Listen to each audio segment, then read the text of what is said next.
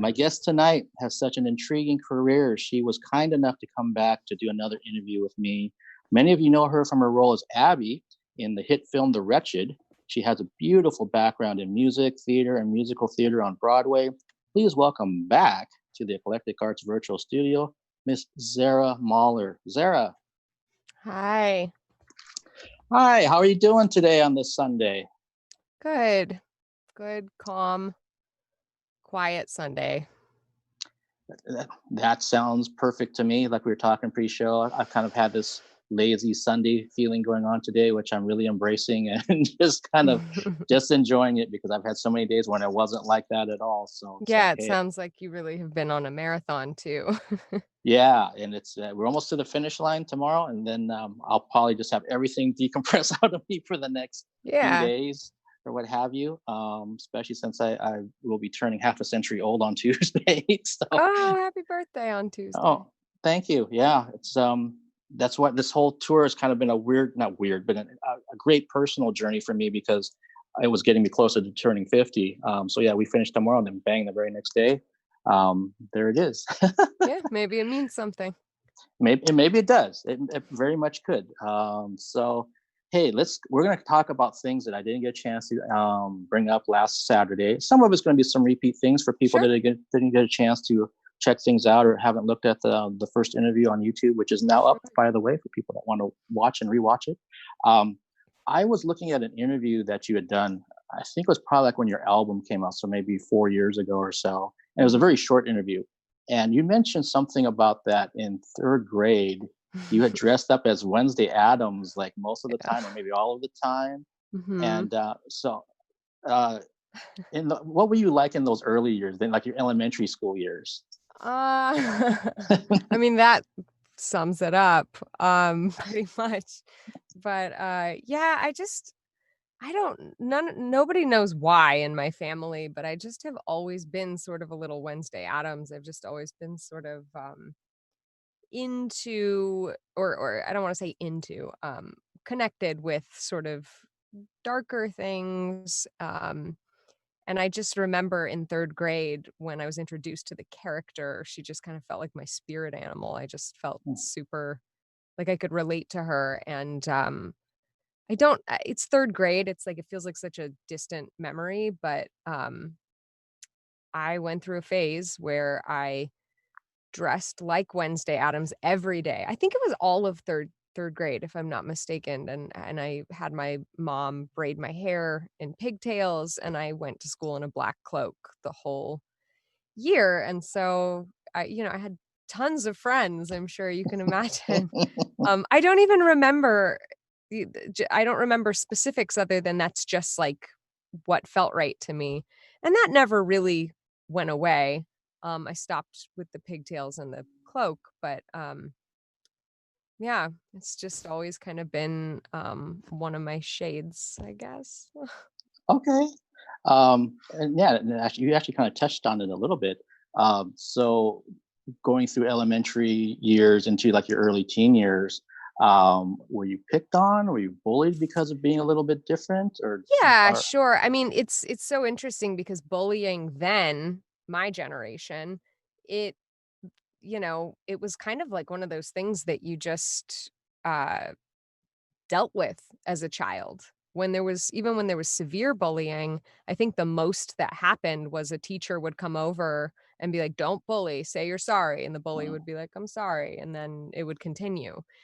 Today, there's, different standards, you know? So yeah, I mean, I would just say sometimes bullied, sometimes picked on, but really just like more than that, the way that I experienced years of my life, it was more like I just remember feeling like other kids drew attention to the fact that I was different. It was pointed out mm, to me that I was strange and different. Which at the time, I guess that was painful sometimes. Um, but, then you get out of grade school and high school, and, it's all about self-acceptance, and it's just like I don't really have a judgment about whether or not I'm different, but, I know that I'm me, and being in acceptance of that is certainly um a relief. Well, and that makes a lot of sense because I remember when I graduated from, so if you can picture this, back in high school, I had really long hair, like halfway down my back, and I was totally a rocker and metal guy, but I was also very studious. So even the rockers didn't quite accept me because they were like cutting class and smoking cigarettes off campus. And here I was in AP classes, but Yeah. still looking like them and still liking the music. So my group was very, very small of who was similar to me. But then once I got out of high school and I was in college, I ran across some of the same high school students that were like the popular kids and the those types of folks, and all that stuff just goes away because Yeah. it's like you're no longer in those cliques. It's like you're just trying to Yeah. figure out what you're doing with your life, and so are they. And finding yourself, like you just said, and finding acceptance for who you are and Yeah. what you do. And so I remember for the students that I worked with that were K through 12 for many years, of trying to explain that to them, that this might seem really tough right now, but then you are going to get to a point where it doesn't matter at all. Yeah. Um, and I Yeah, understand. it's I remember hearing that all throughout my life, but I mean, there's that saying, youth is wasted on the young. And it's just as much as you say that to kids when they're in it, you Mhm. know, it's just like, yeah, but it's It, painful right now. yeah, yeah, totally, and I can But relate it's to them. true. It's true. It doesn't matter when you get to a certain point. So Yeah, and I know I've had to take time to talk about my own personal journeys and issues that I had because I was bullied when I was in school, especially at the end of elementary school. Tosh, who's the singer for Alice, has been very candid about her bullying experience when she was younger. So I definitely relate to that kind of thing. And so when I see students like that, it definitely puts me back to where I was back then. So I want to sure. make sure I reach out to them, explain that I've been there, and also this is how I got past it. And like you just said, they may not latch onto it right then and there in the moment because it hurts so bad, but then it's like, hey, you will get past this because I got past it, Yeah. and it is taking steps at a time. And you mentioned last time that you've been playing piano since you were like 3 years old, really early on. When did you start getting an interest in theater? But also, like, I know you've done Broadway work. So when did all these kind of things kind of start percolating? Well, I I feel like my profession picked me. I never decided I wanted to be in music or in acting. I just like from my earliest memories, that was my interest, that was my passion, and that's kind of um where I feel like there were, if you believe in natural born gifts, like there wasn't anything else that spoke to me or that I just like innately felt like I didn't have the hardware for anything else is kind of how it feels. And the piano stuff, I mean, I wrote and taught myself piano and wrote music up until my 20s without ever showing that to anyone. But as we discussed last time, but yeah, in high school, earlier than high school, I mean, from the time that there were school plays as a child, I did them. And all through high school, I knew that that's what I was going to do and what I wanted to do, acting. And right out of high school, I did like a little bit of college, but I just was like, I got to do this right now.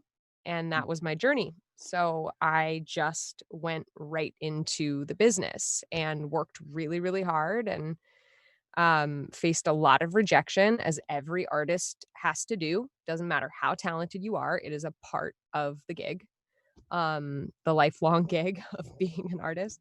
Um, and Actually, somewhere in my 20s, I remember for a while I was, like, trying to learn like, figure out how to play the ingenue, and it just never suited me. Trying to sing a certain way, trying to sound a certain way, and I wasn't really working that much, and then I don't really remember what the shift was, but at a certain time, I just remember thinking, like, I'm just gonna be myself and sing this the way I wanna sing it and drop into my actual voice, which isn't conventional, typical musical theater at all. And as soon as I embraced that in my I think it was around my 20s, somewhere in there, I started working. I started getting hired, and just kind of carried that with me. And I did a lot of theater before I started working, like doing Broadway. But it started with the national tour of Wicked, which I think was in 2013 is when I was on that tour. And then I went straight from tour, literally from like overnight to my first Broadway show in New York, which was called Soul Doctor. Um, and then landed back in LA. I've kind of been back and forth a bunch. So yeah. Okay. Uh, when you were on the national tour of Wicked, what do you remember about that experience? um, well, I remember that when I booked it, I hysterically cried and had a complete like meltdown and panic attack because I couldn't believe that I had put myself in a situation where I was going to leave my life and go be on the road for a year. And actually at the time, I really didn't, um, I don't want to say that I don't like musical theater, but I'm not one of those people who loves Mm. all musical theater. I'm really selective. I'm really picky. There are certain musicals that I love, but most of it actually it doesn't really appeal to me. So I felt really conflicted about putting my life on hold for 1 year to work only on musical theater. It scared me. Um and but then I went, and it's being on the road is tough. It's really really challenging.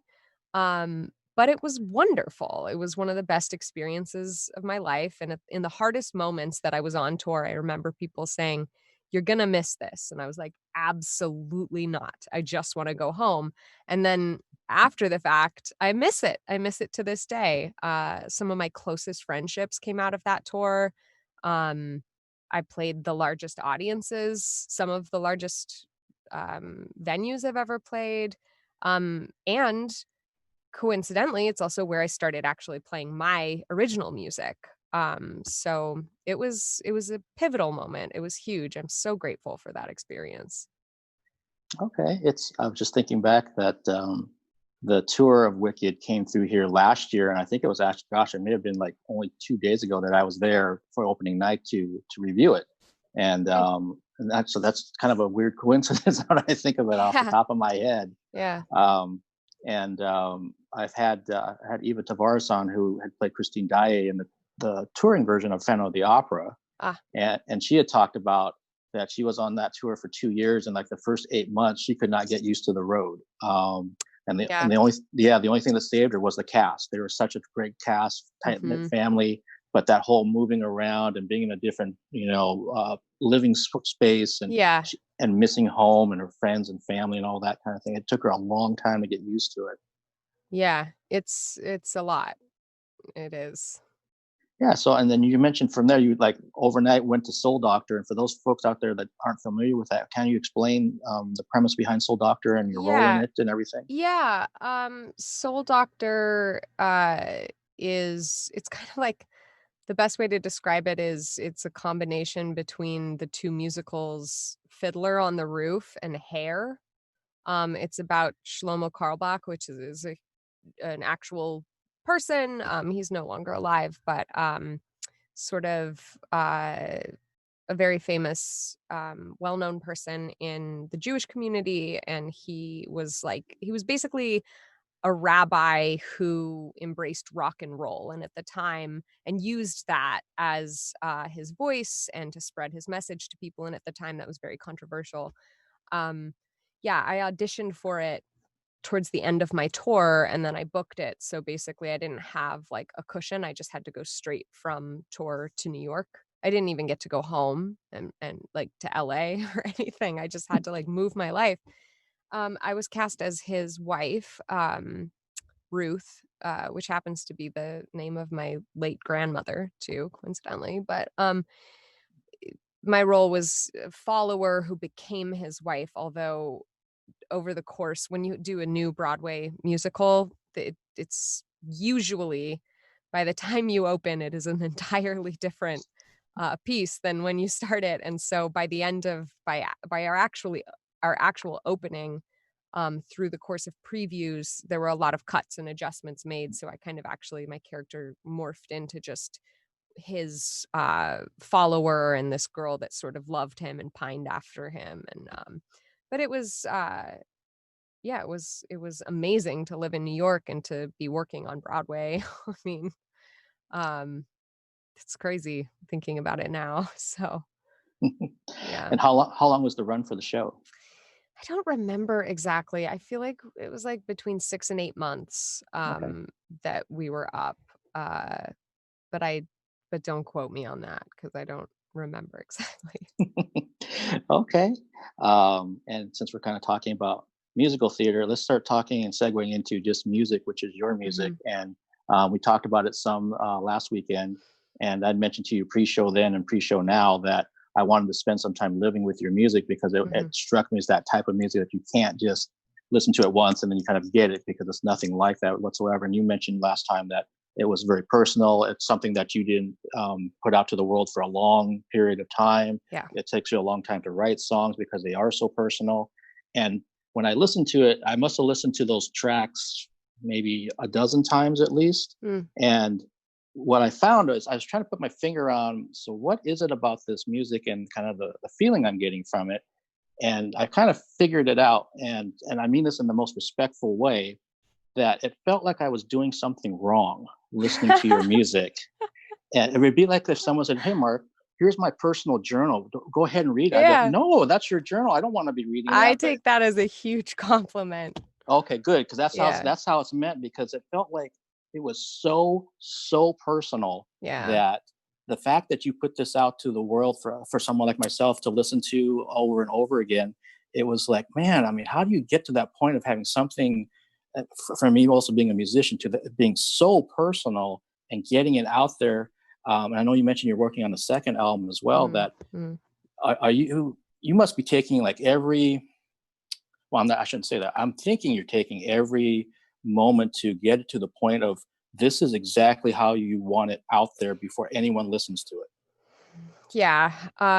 Yes, my music is incredibly personal and I don't know any other way to write. I wasn't taught to write music. I just started doing it. And from a very early age, as we discussed last time, the way that I processed emotion, my outlet for pain was the piano and songwriting. I just didn't share it with anyone. So I think maybe the fact, now that we're talking about it, um, I'm realizing the fact that I wrote for 10 years without an audience may have actually shaped me into a person who writes that way.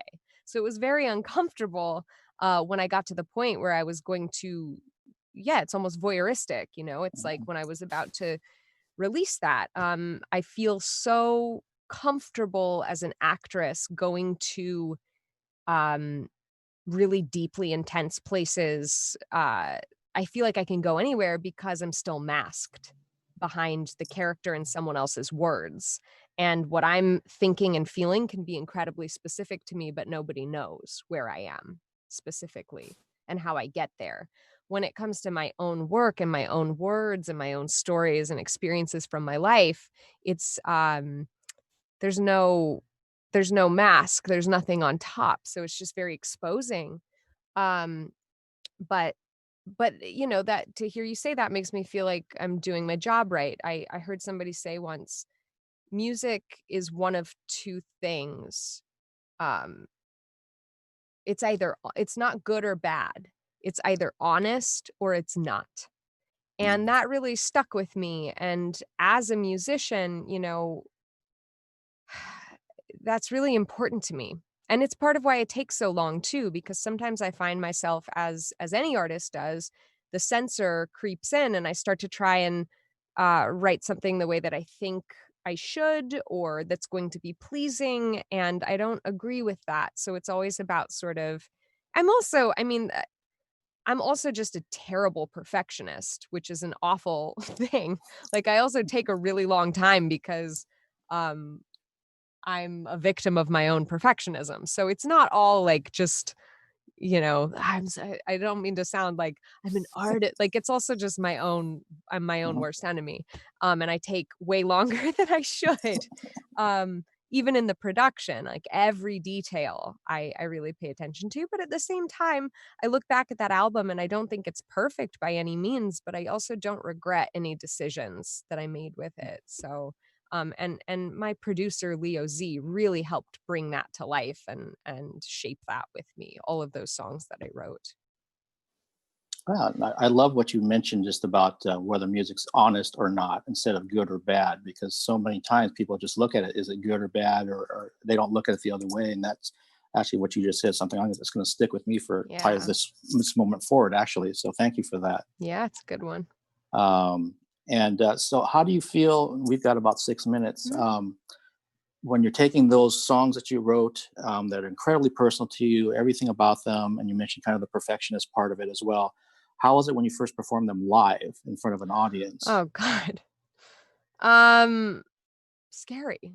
I've really evolved as a performer, actually. Like when I go and I look at clips of when I first started playing in front of an audience, I'm like hiding in the piano. Like my first performance live in front of people, I feel like I was just in this position, like playing and singing the whole show, which is fine. And now I just and my body does weird things when I play piano. Like when I lose myself in a song, my legs start moving in this really strange way that I can't control and don't even know.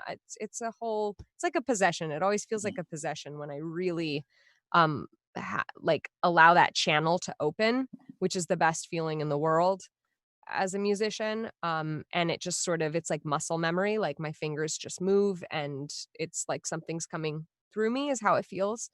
But I was just sort of again, like it was just so painfully, I felt so painfully vulnerable and open, and exposed. And also I remember after my first show, there was a really lovely, a lot of people, um, were very complimentary and there was a nice response. And that felt painful at the time. For me, it just felt like overwhelming, the amount of, again, because what we're talking about. It's like to be that open and then have a bunch of people join that conversation. It's doesn't feel that way anymore, but it did. It certainly did. I know what you're talking about because I talked to somebody about when I would be completely honest in my writing, that I felt like I'm walking around with no skin on my body. So Yeah. anything that any breeze, someone touches me a little bit, I mean, I feel all of it. Yeah. And so when someone's being complimentary or saying something nice about anything that I do artistically, it's taken me a while to be okay with it on some level, because it's kind of like, I put this out there. I'm glad that you like it. Don't get me wrong, but it it almost feels like it's insulting in a little bit of a way, because they're being complimented, even though they might genuinely mean it. But you know what I mean? That it's like it's so personal to you that it's almost like I'd rather you just nod and smile and walk out the door instead of try to have a conversation with me about it. Unless it really, really moved you, that's different. But if it's just kind of, hey, Mark, that was such a great story that you wrote. When's your next one coming out? It's like, thanks, thank you very much. Yeah, and I don't have any expectations about a person's reaction to what I'm doing, and in a strange way, um I don't care, and I don't mean that in an unfeeling way, but I don't believe that that any reaction to art is good or bad or right or wrong, you know? It was just engaging in such a personal conversation. It felt like having an incredibly personal conversation with a huge amount of people all at once. And I didn't know, and you don't know until you know, and I didn't know what that was going to feel like. But now it's actually one of my favorite things to get to talk about this, and like it doesn't feel scary and exposing anymore, a little bit, but for the right reasons, in the right way. And now it's really a lovely thing to get to share with others and then have them express to me, like, what their experience is. Yeah, that's awesome that it's gotten to that point where you're feeling much more comfortable with it. on my own level, I've gotten much better about when someone wants to come talk to me about anything I do. Even these interviews, these virtual, when someone DMs me about something, I really like that interview you did with so and so. And if you'd asked me that like 5-10 years ago, I would have been like, I probably wouldn't have replied to that person, to be honest with you. But now it's like, Sure. oh, thank you very much. I appreciate Yeah. it. And that something resonated with you about what we did. So I'm just really grateful for anything. But it's taken me a while to get there. I'm Yeah, completely honest. making art is one thing, but then communicating with others about it, like engaging in conversations and that's an entirely different skill. That takes practice and time to adjust to as well. Yeah, for sure. Well, you know what? We're at the end of our time again. I I'm gonna have to figure something out for a part three, and I don't know what that's gonna look like, but I have to figure something out because I got through a lot of things, and it was Good. such an amazing time talking with you about these things because I felt we really touched well below the surface of things that I wanted people out there to know about yourself and your music, and even Thank you. myself. Yeah, and we'll see what we can figure out a part three down the road at some point. Okay. But stay safe down there. Thank you for taking the time. And everyone out there, if you haven't seen it, go watch The Wretched. My pleasure. Thank you so much, Mark. All right. Take care. Have a good Okay. night. Bye. Bye-bye.